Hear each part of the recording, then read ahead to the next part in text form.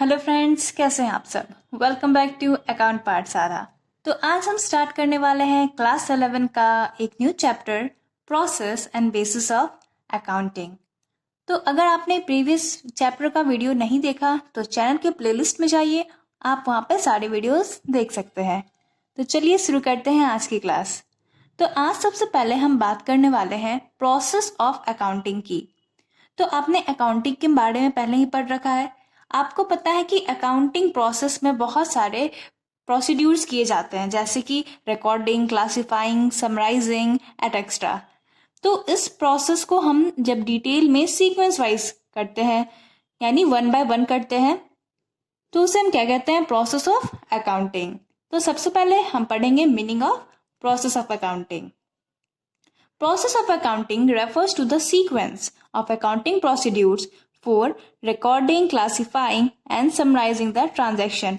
जो भी हमने ट्रांजेक्शन किया उसे हम जब जितने भी अकाउंटिंग प्रोसीड्यूर्स होते हैं रिकॉर्ड करने के लिए, क्लासीफाई करने के लिए, समराइज करने के लिए ट्रांजेक्शन को, उसे हम 1 बाय 1 सीक्वेंस में करते हैं। उसे हम क्या कहते हैं, प्रोसेस ऑफ अकाउंटिंग।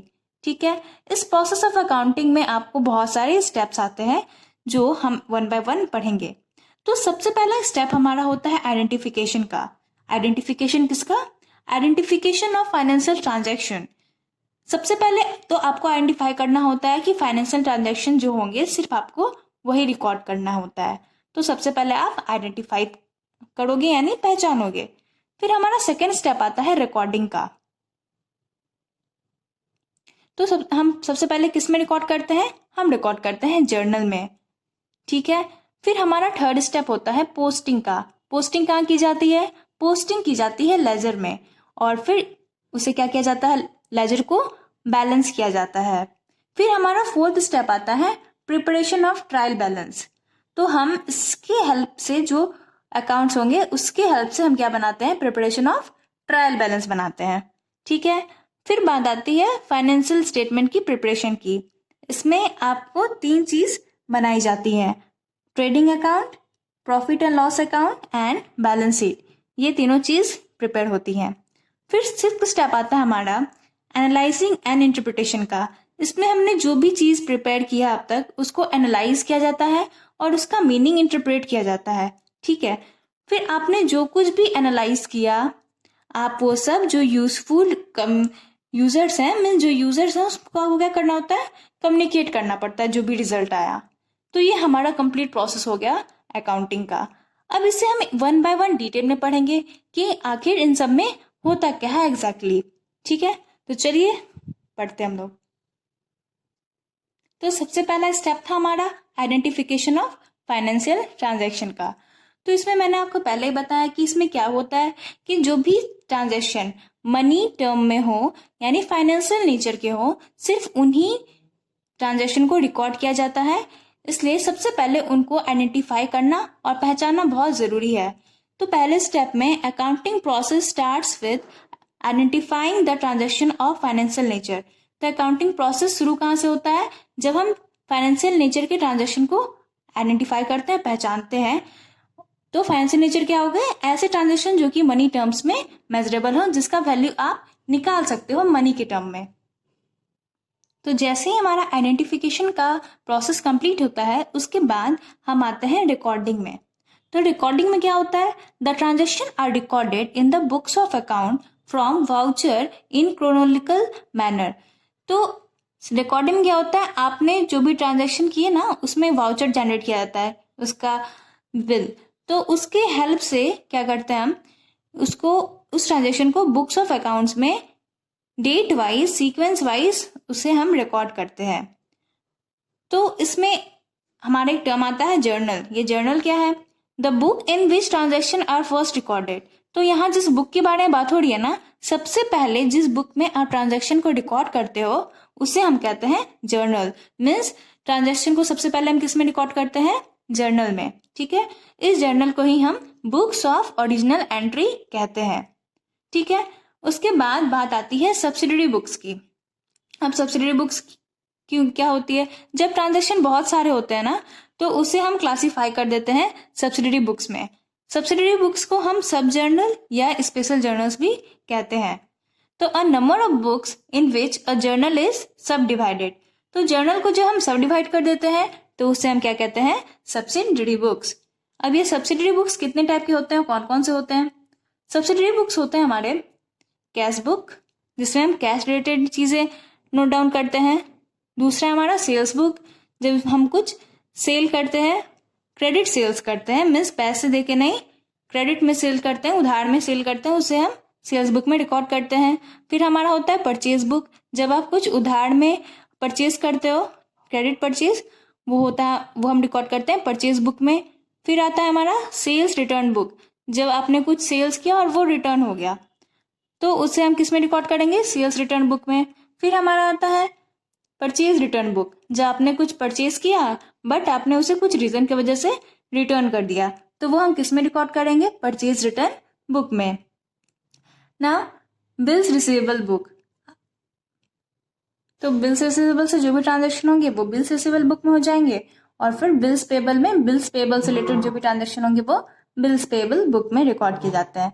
ना लास्ट हमारा आता है जनरल प्रॉपर, इसमें अगर आपने कोई भी एरर किया है वो सब जनरल प्रॉपर में रिकॉर्ड किया जाता है, और ऐसे ट्रांजेक्शन जो इधर कहीं रिकॉर्ड नहीं हुए वो कहाँ होते हैं, जर्नल प्रॉपर में होते हैं। ठीक है, सब होप करती हूँ अभी तक का चीज आप सबको क्लियर होगा।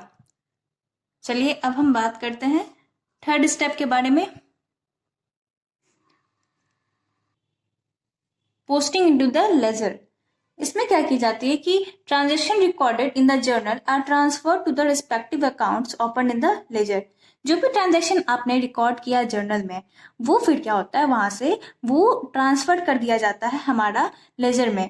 उसमें जो भी अकाउंट्स, जो भी रिस्पेक्टिव अकाउंट से रिलेटेड जो भी ट्रांजेक्शन होंगे उसको अपने अपने अकाउंट्स में ट्रांसफर कर दिया जाता है, किसमें, जिसे हम कहते हैं लेजर। लेजर में हम लोग अलग अलग अकाउंट्स प्रिपेयर करते हैं जिसमें जो ट्रांजेक्शन जिस अकाउंट से रिलेटेड होते हैं उसमें उसे ट्रांसफर किया जाता है। The process of transferring entries to the ledger account is called posting. और जो प्रोसेस से आप एंट्रीज को, जर्नल एंट्रीज को लेजर अकाउंट में पोस्ट करते हो उस प्रोसेस को हम क्या कहते हैं, पोस्टिंग।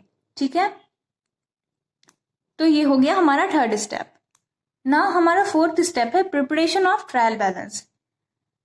अब ट्रायल बैलेंस क्या होता है, सबसे पहले आपने जर्नल में पोस्ट किया, फिर जर्नल में एंट्रीज की, फिर लेजर में पोस्ट किया, अब उससे हम बनाएंगे trial balance. For the preparation of trial balance each and every laser account is balanced. आपने जो यहाँ लेजर अकाउंट बनाया ना उसे बैलेंस किया जाता है, मीन्स मंथ के एंड में आप क्या करते हो, उसको दोनों साइड बैलेंस करते हो, यानी इक्वल करते हो। तो जिस साइड भी अमाउंट घट रहा हो उस साइड क्या निकलता है, उसका बैलेंस निकलता है। अब हर अकाउंट का बैलेंस निकलेगा तो उसका जो बैलेंस निकला उससे क्या होता है, ट्रायल बैलेंस प्रिपेयर होता है।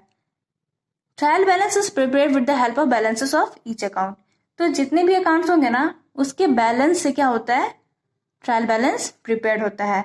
अगर डेबिट बैलेंस निकला तो डेबिट साइड रिकॉर्ड होगा ट्रायल बैलेंस के, अगर क्रेडिट बैलेंस निकला तो क्रेडिट साइड रिकॉर्ड होगा।